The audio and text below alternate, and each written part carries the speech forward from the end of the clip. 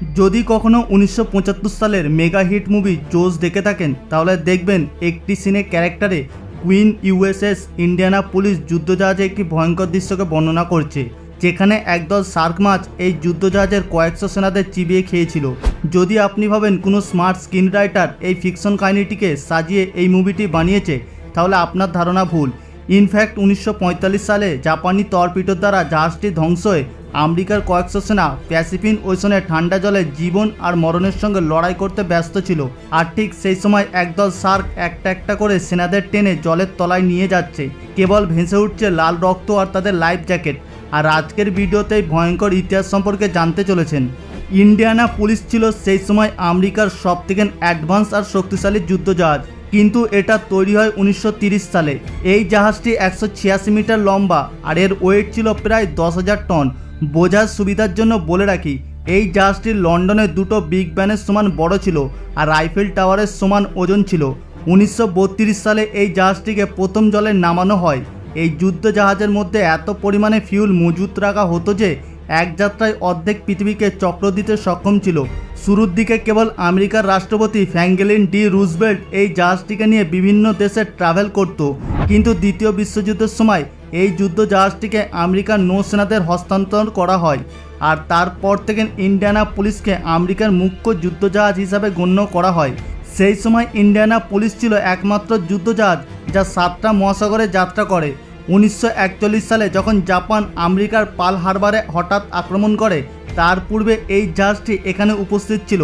কিন্তু ভাগ্যক্রমে জাপানের এই আক্রমণের একদিন পূর্বে ইন্ডিয়ানা পুলিশ পার্ল হারবার থেকে 800 মাইল দূরে জনস্টন আইল্যান্ডের কাছে ট্রেনিং এক্সাইটে নিযুক্ত ছিল। জাপানের এই অপ্রকাশিত আক্রমণের পর আমেরিকার অফিসিয়ালি দ্বিতীয় বিশ্বযুদ্ধের এন্টার করে। আর এরপর থেকে প্রায় 4 বছর প্যাসিফিক ওশনের সবকটা বড় বড় যুদ্ধে ইন্ডিয়ানা পুলিশ গুরুত্বপূর্ণ ভূমিকা পালন করে।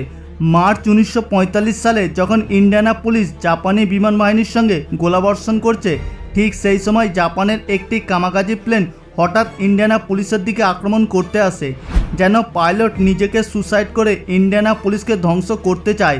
প্লেনটি ঠিক রিয়াক্ট করার 15 সেকেন্ড পূর্বে ইন্ডিয়ানা পুলিশের গানারম্যান প্লেনটিকে স্ট্রাইক করে দেয় আর প্লেনটি সমুদ্রে ক্র্যাশ করে। কিন্তু স্ট্রাইক করার পূর্বে কামাকাজি পাইলট একটি বোমা ইন্ডিয়ানা পুলিশের উপর ফেলে দেয় আর বোমাটি ডাইরেক্টলি ডেক ভেদ করে সোজা জাহাজের তলায় হোল তৈরি করে সমুদ্রের নিচে গিয়ে এক্সপ্লোড করে। যদি বোমাটি 1 থেকে 2 সেকেন্ড পূর্বে এক্সপ্লোড করত, তাহলে ইন্ডিয়ানা পুলিশের গল্প এখানেই সমাপ্ত হয়ে যেত। ভাগ্য আবারও একবার এই যুদ্ধে জাহাজটির সঙ্গ দেয়। ইন্ডিয়ানা পুলিশের এই ড্যামেজটি ছিল যথেষ্ট বেশি, তাই এমার্জেন্সি রিপেয়ারিংয়ের জন্য জাহাজটিকে নো স্পাইট মি আইল্যান্ডে নিয়ে আসা হয়। জাপান আমেরিকার উপর একটার পর একটা আক্রমণের কারণে আমেরিকা ক্ষুব্ধ হয়, তাই আমেরিকা জাপানকে উচ্চ শিক্ষা দেওয়ার জন্য এমন এক ধ্বংসাত্মক অস্ত্র ব্যবহার করার পরিকল্পনা করে যা গোটা বিশ্ব এমনকি আমেরিকার বিজ্ঞানীরা জানতো না যে এর ফলাফল কতটা ভয়ানক হতে পারে। প্রায় 3 বছর ধরে আমেরিকার টপ বিজ্ঞানীরা এই পাওয়ারফুল অস্ত্রটিকে আবিষ্কার করতে ব্যস্ত ছিল। লিটিল বয় আর ফ্যাটম্যান এই দুটো পরমাণু বোমাকে নিউ মেক্সিকো লস অ্যালামাসে তৈরি করা হয়।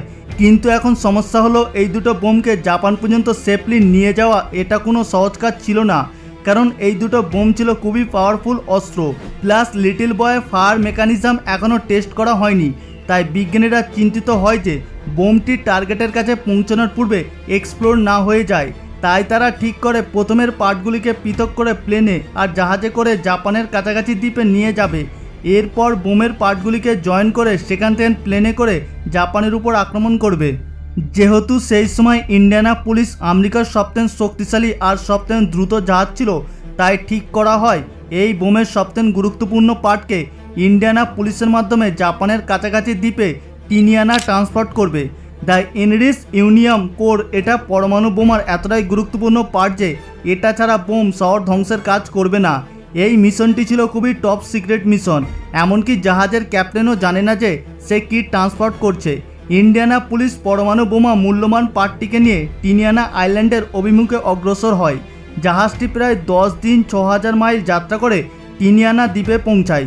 6 আগস্ট 1945 সালে লিটিল বয়কে B-29 প্লেনে করে হিরোশিমার উপরে ফেলা হয় আর এর 3 দিন পরে ফ্যাটম্যানকে নাগাসার উপর ফেলা হয়।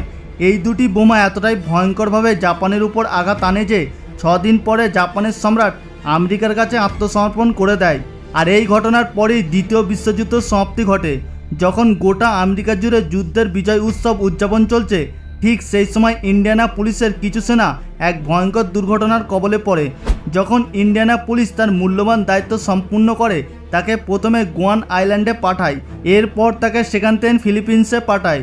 যখন জাহাজটি ফিলিপিনের লেটের দিকে যাচ্ছিল, ঠিক সেই সময় 30শে জুলাই মধ্যরাতে জাপানের সাবমেরিন 6টা টর্পিডো ফায়ার করে আর 2টো টর্পিডো টার্গেটের পারফেক্টলি হিট করে দেয়।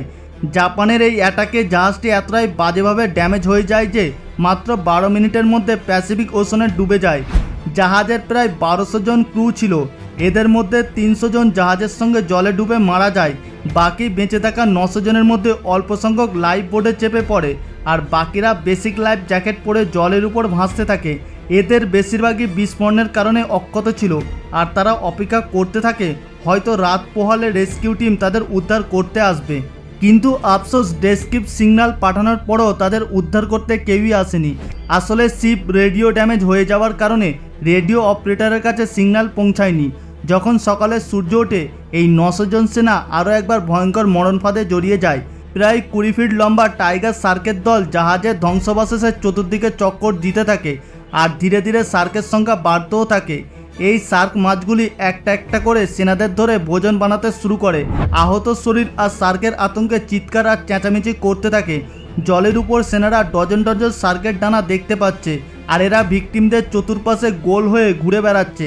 মাঝে মাঝে এরা ভিকটিমদের হঠাৎ করে আঘাত করছে, কিন্তু কামড়াচ্ছে না, যেন তাদের সঙ্গে উপহাস চলে খেলা করছে।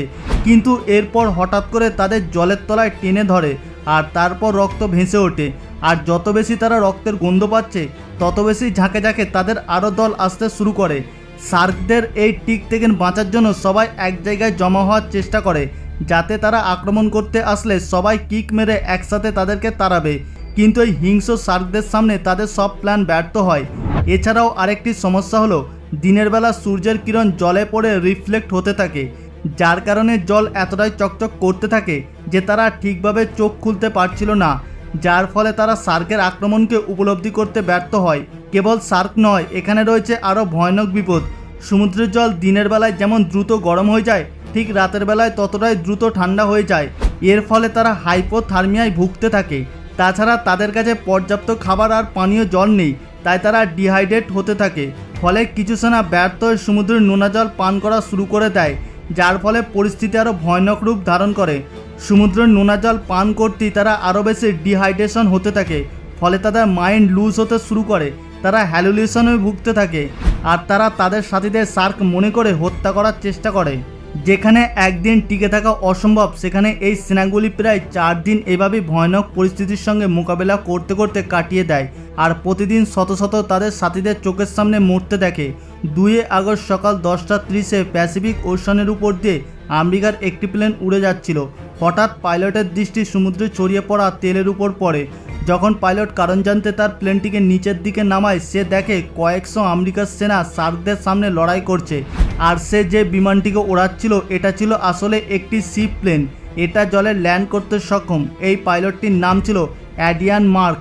মার্ক দেখে জলের উপর এক ভয়ঙ্কর দৃশ্য চলছে।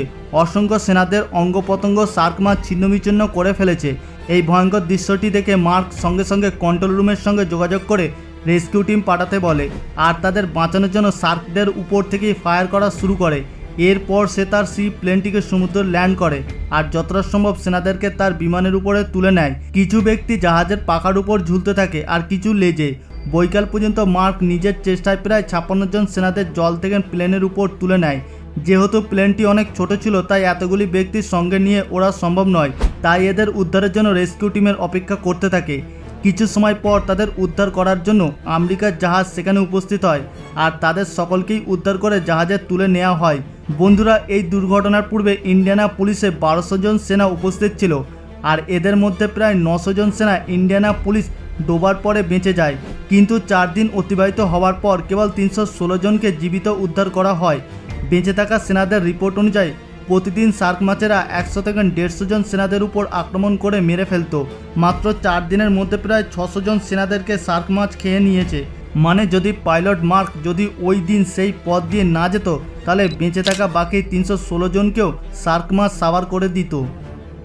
বন্ধুরা, আমাদের আজকের এপিসোড এখান পর্যন্ত। আশা করি আজকের ভিডিওটি আপনাদের ভালো লেগেছে। যদি ভিডিওটি ভালো লেগে থাকে ভিডিওটিকে একটি লাইক করে দেবেন এবং সকলের সঙ্গে শেয়ার করে দেবেন।